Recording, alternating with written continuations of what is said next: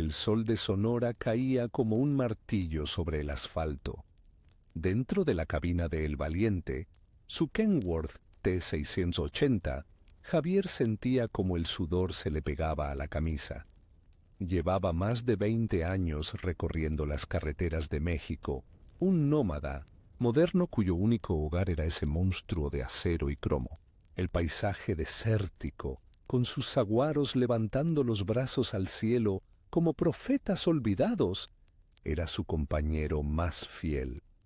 La soledad era una manta con la que se había arropado tanto tiempo que ya no recordaba el calor de un abrazo. Cada kilómetro recorrido era un kilómetro más lejos de sus propios fantasmas, especialmente de uno, el rostro de su hija, Sofía, a la que no veía desde que era una niña. La había dejado atrás, junto con un matrimonio fallido, y la sensación de ser un perpetuo fracaso como padre y esposo. Ahora, sus únicas conversaciones eran con los despachadores por la radio o con meseras anónimas en paraderos solitarios. Fue entonces cuando la vio. Una silueta recortada contra el brillo cegador del horizonte. Una mujer sola, parada al borde de la carretera, con un bulto en los brazos. La primera regla del trailero, la que te graban a fuego desde el primer día, es no levantar a nadie. Las carreteras son venas abiertas por donde circula de todo, y la prudencia es el mejor seguro de vida. Javier apretó el volante, dispuesto a seguir de largo. Era lo lógico, lo seguro. Pero algo en la postura de la mujer, una mezcla de desesperación y fragilidad, le arañó la conciencia. Sostenía el bulto como si fuera el último tesoro sobre la faz de la tierra. Era un bebé. El corazón de Javier, ese motor diésel que creía endurecido por el tiempo y la distancia, dio un vuelco. Vio en esa imagen un eco de su propio abandono, un recordatorio de la fragilidad que una vez tuvo en sus brazos y que dejó ir. El camión ya había pasado de largo unos 100 metros cuando, en un acto que desafiaba toda su lógica y experiencia, pisó el freno. El Valiente se quejó con un chirrido metálico que pareció desgarrar el silencio del desierto. Javier metió reversa, el corazón latiéndole con una fuerza que no sentía en años. ¿Qué demonios estaba haciendo? Era una locura, una invitación al desastre. Pero la imagen de esa mujer y ese niño bajo el sol inclemente era un llamado que no podía ignorar. Era como si el destino, después de tanto tiempo, le estuviera poniendo una prueba, un dilema moral devastador que lo obligaba a cuestionar al hombre en el que se había convertido. Al detenerse junto a ella, bajo la ventanilla, el calor del exterior entró como una bofetada. La mujer tenía el rostro surcado por el polvo y las lágrimas secas. Sus ojos, grandes y oscuros, reflejaban un pánico profundo. Se llamaba Elena. Su voz era un susurro roto. «Por favor, señor, ayúdenos. Necesitamos salir de aquí». Javier la miró, luego al bebé envuelto en una manta raída que dormitaba ajeno al drama. «¿Qué pasó? ¿Dónde está su coche?» Elena negó con la cabeza, lanzando miradas nerviosas hacia la carretera vacía detrás de ellos. «Nos dejó tirados, mi esposo. Tuvimos una pelea. Dijo que nos iba a matar, a los dos». La historia era un cliché, una de las tantas que se escuchan en las cantinas de carretera, pero la angustia en su voz, el temblor de sus manos, se sentían brutalmente reales. Javier luchó contra el cinismo que había cultivado como un escudo. Cada fibra de su ser le gritaba que arrancara y se fuera, que no se metiera en problemas ajenos. Pero entonces El bebé se removió y emitió un pequeño quejido. En ese sonido, Javier escuchó el eco de las primeras palabras de Sofía, un recuerdo doloroso y dulce que lo desarmó por completo. «Sube», dijo, su propia voz sonando extraña, como si perteneciera a otro hombre. «Sube rápido». Tomó la decisión, una decisión desesperada, irracional, que cambiaría el rumbo de su vida para siempre. Mientras Elena subía a la cabina con una agilidad sorprendente, aferrada al niño, Javier sintió el peso de su elección. Estaba rompiendo sus propias reglas, las de su gremio y las del sentido común. Sabía que estaba cruzando una línea invisible. Para ayudarla, tendría que desviarse de su ruta, mentirle a su despachador, gastar su propio dinero y tiempo. Se estaba convirtiendo en cómplice de una fuga, basándose únicamente en la palabra de una desconocida y en una punzada en su propio y solitario corazón. Mientras el valiente volvía a rugir y se incorporaba a la cinta de asfalto, dejando atrás ese punto olvidado del desierto, Javier no sabía que ese primer acto, esa mentira piadosa a su empresa por la radio, era solo el comienzo. Acababa de embarcarse en un viaje mucho más largo y peligroso que cualquier ruta que hubiera recorrido antes. Un viaje hacia el corazón de un secreto que lo cambiaría todo. Javier no la llevó a la siguiente ciudad grande como ella le pidió. Sabía que un lugar así, con terminales de autobuses y estaciones de policía, sería el primer sitio donde un marido furioso la buscaría. En su mapa mental de México, lleno de atajos y caminos olvidados, existía un pequeño pueblo llamado La Esperanza, un lugar que el tiempo parecía haber pasado de largo, enclavado en un valle de la sierra. Era un desvío de casi 200 kilómetros de su ruta oficial, una locura logística y económica, pero en ese momento sentía que era el único puerto seguro. Al entrar en el nuevo mundo de la esperanza, con sus casas de adobe y su única calle polvorienta, Elena miró a su alrededor con una mezcla de alivio y confusión. Allí, Javier los llevó a la casa de doña Carmen, una anciana viuda a la que él había ayudado años atrás cuando su viejo camión se averió cerca del pueblo. Carmen era una mujer de pocas palabras, pero de una inmensa sabiduría. Sus ojos arrugados lo analizaron todo en un instante. La desesperación de Elena, la fragilidad del bebé y la determinación sombría de Javier. Sin hacer preguntas, les ofreció un cuarto y un plato de caldo caliente. Ella se convirtió en su aliada instantánea. Sin embargo, no todos en La Esperanza eran tan acogedores. El comisario del pueblo, un hombre llamado Fermín, un guardián del orden local, observó la llegada del imponente tráiler con una desconfianza palpable. Miraba a Javier y a Elena con ojos escrutadores cada vez que se cruzaban en la calle. Su presencia una amenaza silenciosa que les recordaba que su santuario era precario. Pasaron los meses. Javier ajustó sus rutas para poder pasar por La Esperanza al menos 2 veces al mes. Cada visita era un ritual. Llegaba de noche, descargaba en secreto pañales, fórmula para el bebé, comida y algo de dinero.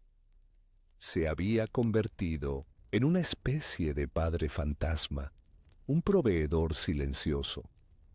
Veía al niño, a quien Elena llamaba Mateo, crecer. Sus primeras sonrisas, el modo en que sus pequeños dedos se aferraban a su pulgar calloso, empezaron a llenar un vacío en su alma que ni siquiera sabía que tenía. Elena, por su parte, se iba transformando. El pánico inicial dio paso a una calma vigilante. Ayudaba a doña Carmen en la pequeña tienda que tenía y se había ganado el cariño de los pocos habitantes del pueblo.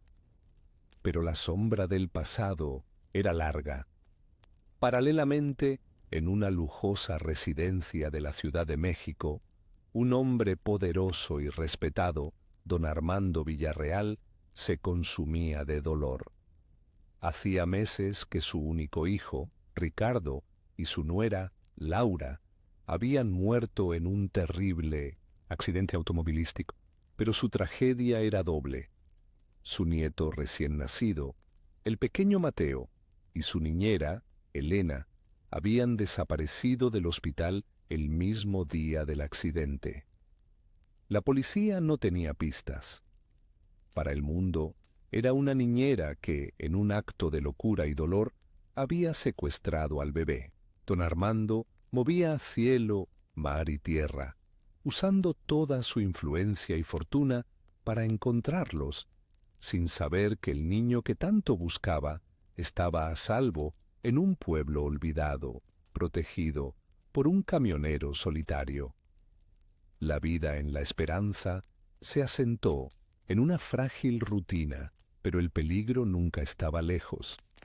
Un día, mientras Javier cargaba gasolina en la única estación del pueblo, otro trailero lo reconoció. «¿Javier? ¡Qué milagro verte por acá! Esta ruta no es tuya». El corazón de Javier se detuvo por un segundo. Era el Chato, un viejo conocido del gremio. Con una sonrisa forzada, inventó una historia sobre una nueva ruta experimental para transportar productos agrícolas de la región. El Chato pareció creérselo, pero la conversación fue un recordatorio helado de lo pequeño que era su mundo y lo fácil que sería que alguien conectara los puntos. Esa noche, la tensión se instaló en la pequeña casa de adobe. La amenaza externa había rozado su burbuja, recordándoles que no podían esconderse para siempre. El miedo constante empezó a hacer mella en Elena. Las pesadillas la asaltaban cada noche. Se despertaba gritando, empapada en sudor frío, reviviendo no una pelea con un marido abusivo, sino imágenes de metal retorcido y el sonido de sirenas. Javier la veía cada vez más atormentada. Sufría un conflicto interno que él no lograba comprender. A veces la encontraba mirando a Mateo con una expresión de amor infinito, mezclada con una culpa insoportable.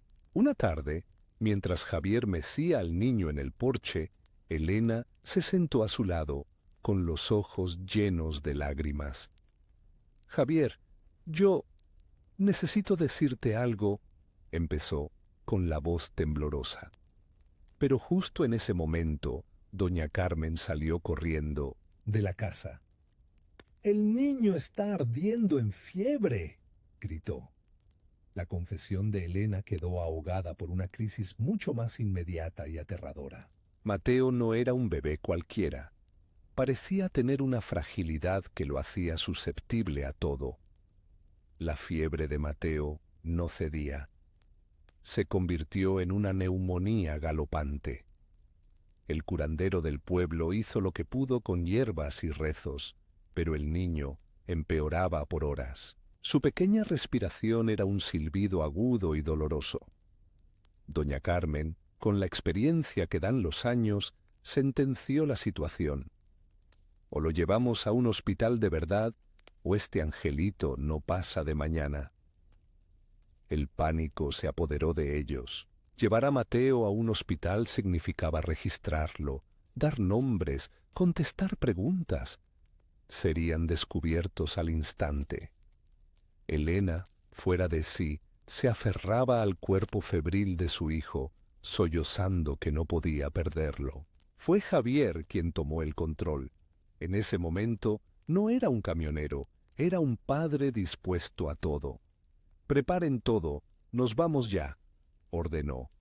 Sin pensar en las consecuencias, lo subió a El Valiente y condujo toda la noche, rompiendo todos los límites de velocidad hasta la ciudad más cercana, a más de 3 horas de distancia. Arriesgó todo su futuro, su libertad y su sustento en esa carrera contra la muerte.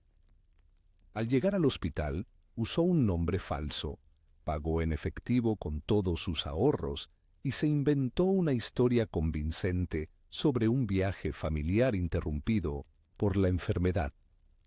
Mientras esperaba en el pasillo, rezando a un Dios en el que había dejado de creer hacía mucho tiempo, comprendió que su vida ya no le pertenecía. Estaba irrevocablemente ligada a esa mujer y a ese niño. Tras 2 días de angustia, Mateo fue declarado fuera de peligro. El alivio fue tan inmenso que se sintió como un golpe físico. De vuelta en la seguridad relativa de la esperanza, con el niño durmiendo plácidamente en su cuna, la tensión acumulada finalmente rompió a Elena. Una noche, mientras Javier observaba las estrellas desde el porche, ella salió y se sentó a su lado. Con la voz quebrada por el llanto, soltó la verdad, una verdad tan impactante que reconfiguró todo el universo de Javier. Mateo no es mi hijo, confesó, y yo no estoy huyendo de ningún marido. Mi nombre es Elena, sí, pero yo era la niñera de Mateo. La historia que desgranó a continuación era una pesadilla. Los padres de Mateo, Ricardo y Laura Villarreal no habían tenido un simple accidente, habían sido asesinados. Su coche fue sacado de la carretera por orden de Vicente Morales, el socio y supuesto mejor amigo de don Armando, el abuelo del niño. Vicente quería controlar el imperio Villarreal, y el pequeño Mateo era el único obstáculo en su camino. Elena, que viajaba en otro coche con el bebé, lo vio todo. Sabía que si se quedaba, Vicente los mataría también.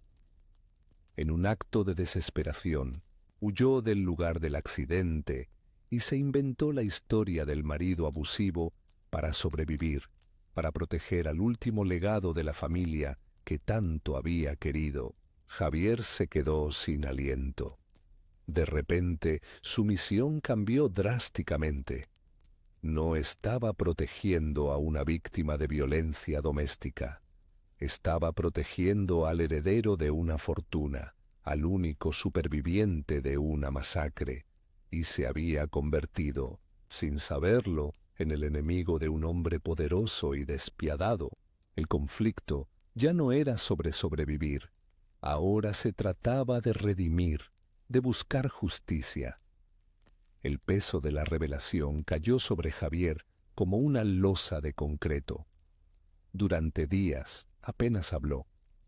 Se pasaba horas mirando el desierto, la mente girando a 1000 revoluciones por minuto. Había pasado de ser un simple samaritano a ser el guardián de un secreto mortal.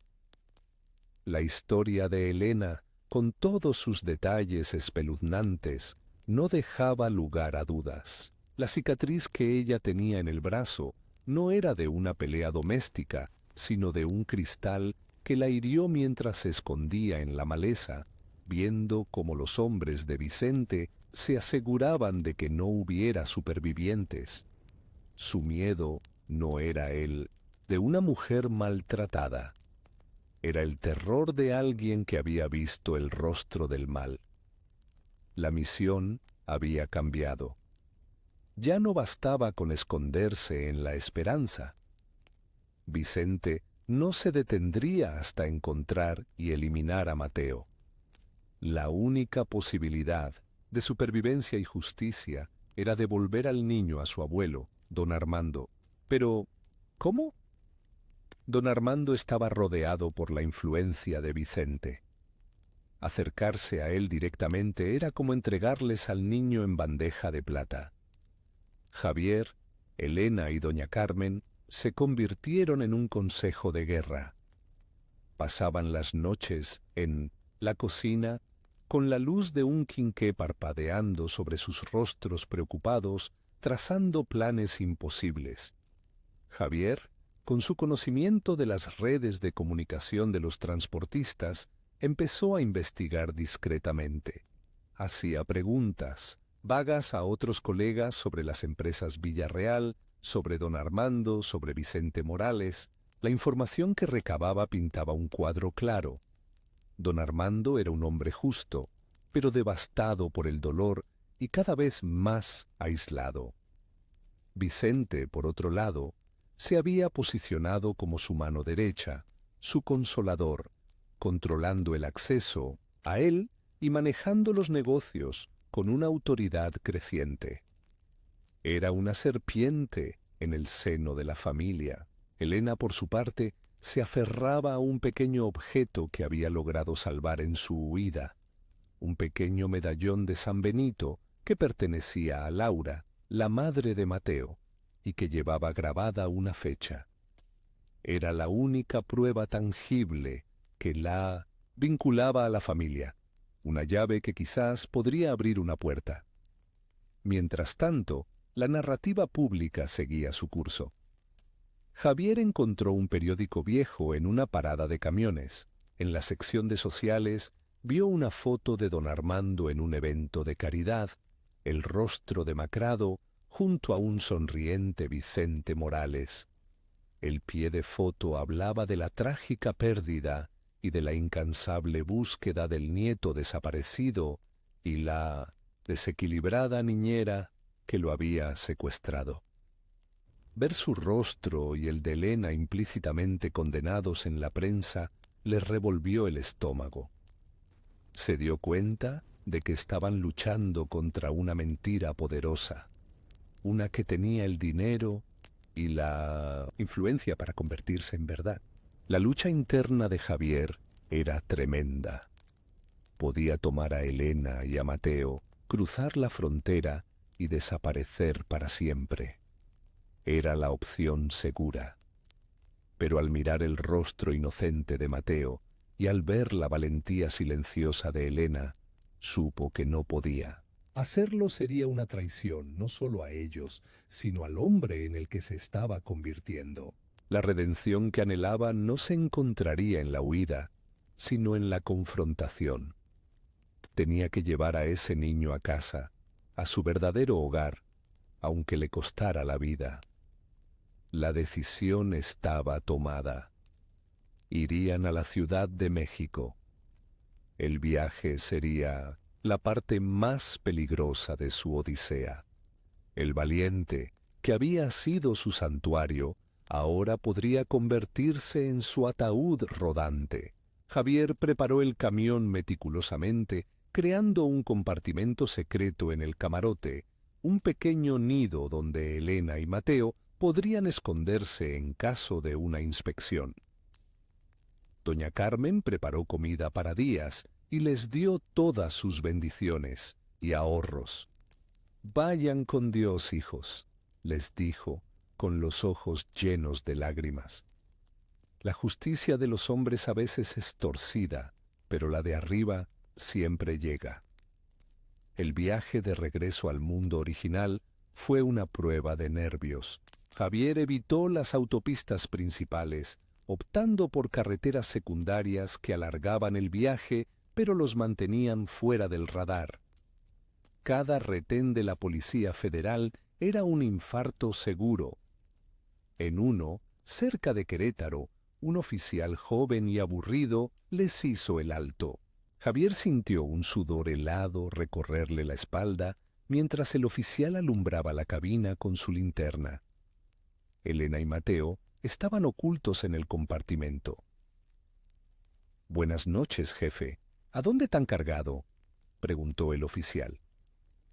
Javier, con una calma que no sentía, le mostró sus papeles y le contó una historia sobre una entrega de maquinaria agrícola a un rancho cercano. El oficial, afortunadamente, estaba más interesado en conseguir un refresco para el calor que en hacer una inspección a fondo. Les dejó pasar. Ese encuentro los dejó temblando, pero también fortaleció su resolución. A medida que se acercaban, Al monstruo de asfalto y luces que era la Ciudad de México, el aire se sentía más denso, más cargado de peligro. Se escondieron en un paradero de camiones en las afueras, un lugar anónimo y ruidoso donde un tráiler más no llamaba la atención. Desde allí, Javier comenzó la fase final de su plan. Recordó un nombre que había surgido en sus investigaciones: el Sombra, el jefe de seguridad personal de don Armando, un exmilitar conocido por su lealtad incorruptible al viejo patriarca, un hombre de la vieja escuela que no se fiaba de Vicente. Encontrar una forma de contactarlo sin alertar a Vicente era casi imposible. Javier usó sus contactos más discretos en el mundo del transporte, pasando mensajes a través de una cadena de susurros, hasta que finalmente, después de 3 días de tensión insoportable, recibió una respuesta: un lugar, una hora, una cafetería anónima en el centro de la ciudad. Era su única oportunidad. El encuentro con el Sombra, un hombre imponente de rostro adusto llamado Coronel Talamantes, fue tenso. Javier no reveló todo. Se presentó como un hombre que tenía información vital sobre el paradero del nieto de don Armando. Le habló de la niñera, no como una secuestradora, sino como una protectora.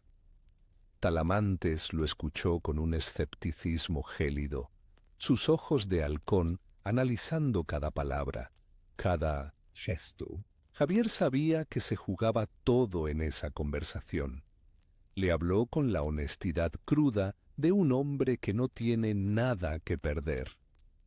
«No le pido que me crea a mí», dijo finalmente. «Solo le pido que le dé a don Armando la oportunidad de ver a su nieto. Organice un encuentro seguro, lejos de Vicente Morales, y llevaremos al niño. Si después de eso usted cree que somos una amenaza, me entrego sin oponer resistencia». La mención de Vicente y la forma en que lo dijo pareció tocar una fibra en Talamantes. El coronel guardó silencio por un largo minuto que a Javier le pareció una eternidad. Finalmente asintió. «Estén listos. Recibirán instrucciones». La noche antes del encuentro, la tensión en la cabina de El Valiente era casi insoportable. Javier tomó una decisión difícil pero necesaria. Le contó a Elena cada detalle de su plan y del riesgo que corrían. Le explicó que al enfrentarse a don Armando debían estar preparados para cualquier reacción: ira, incredulidad, acusaciones. «Puede que al principio nos vea como los villanos de la historia que le han contado», le dijo suavemente, mientras Mateo dormía entre ellos. «Pero la verdad tiene fuerza, Elena, y nosotros tenemos la verdad de nuestro lado, y lo más importante, lo tenemos a él», dijo, acariciando la cabeza del niño. Elena, con una valentía que Javier admiraba profundamente, asintió. Sacó el pequeño medallón de San Benito. Esto era de su madre. Don Armando se lo regaló a Laura cuando nació Ricardo. Él reconocerá la inscripción. Se prepararon para la batalla final, no con armas, sino con la frágil armadura de la verdad y la esperanza. Eran una familia improbable, forjada en el miedo y el sacrificio, a punto de entrar en la boca del lobo. El lugar del encuentro era una vieja casona en Coyoacán, propiedad de la familia Villarreal, pero que no se usaba en años. Talamantes y sus hombres habían asegurado el perímetro. No había ni rastro de Vicente Morales. Cuando Javier y Elena entraron, con Mateo en brazos, encontraron a don Armando esperándolos en una sala amplia y polvorienta. Era un hombre alto, de cabello blanco, pero encorvado por el peso del dolor. Al ver al niño, sus ojos se llenaron de una tormenta de emociones: anhelo, rabia, confusión, esperanza. El reencuentro fue un estallido silencioso. Elena, temblando, se acercó y le ofreció al niño. «Don Armando, es Mateo. Se lo traje de vuelta». El anciano apenas podía respirar. Extendió unos brazos temblorosos y tomó a su nieto. Lo miró, buscando los rasgos de su hijo, de su nuera, y las lágrimas comenzaron a rodar por su rostro.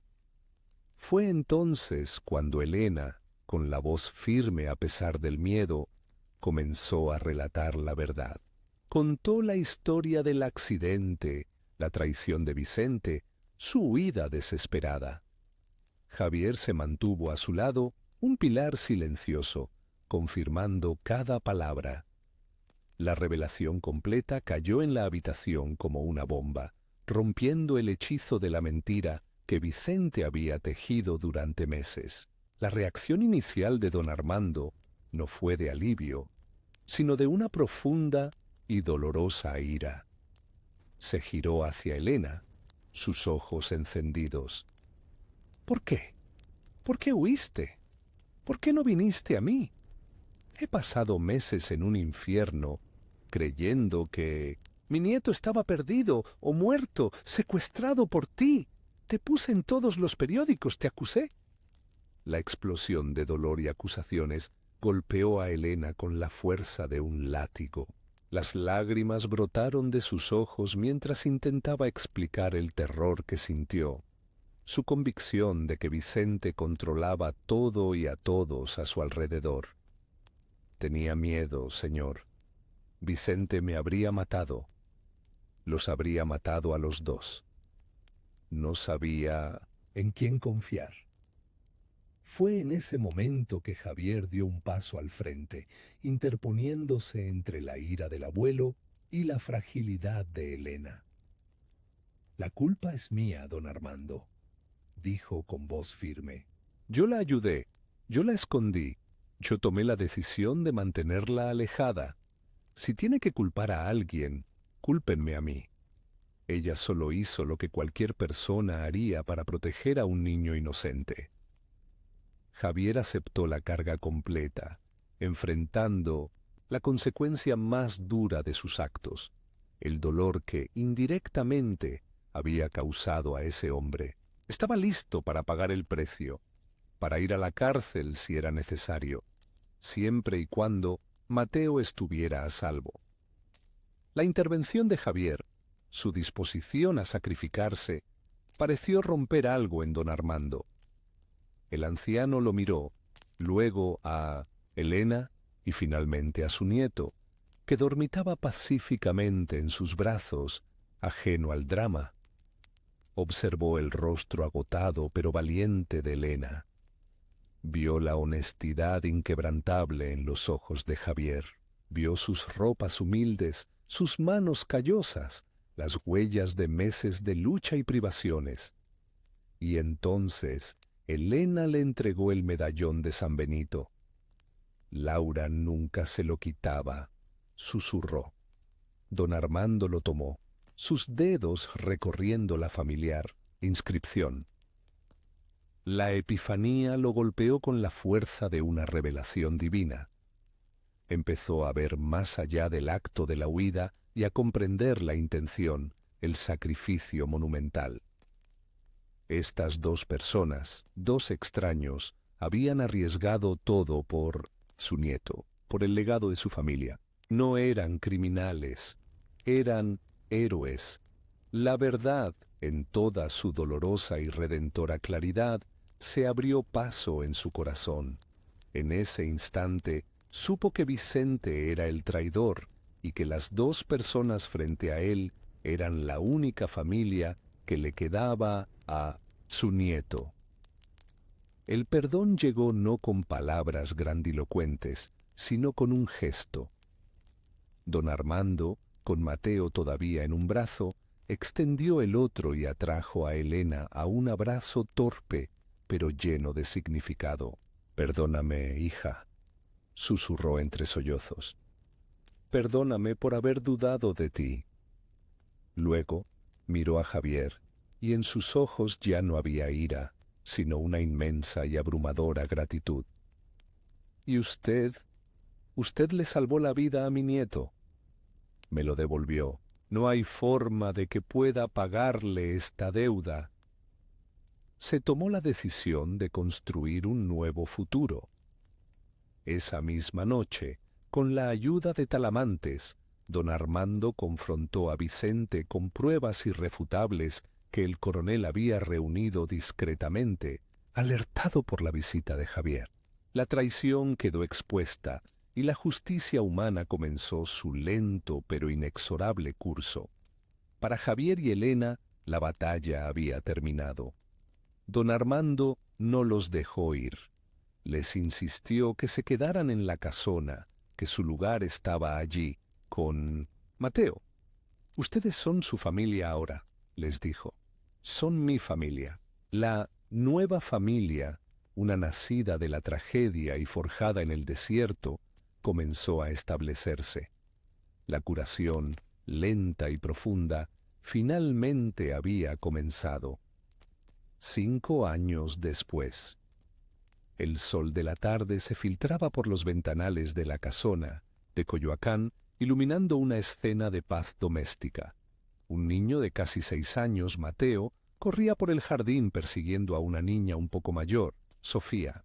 Javier, ya sin el aspecto curtido del trailero, sino con la tranquilidad de un hombre que ha encontrado su puerto, las observaba desde la terraza, sonriendo.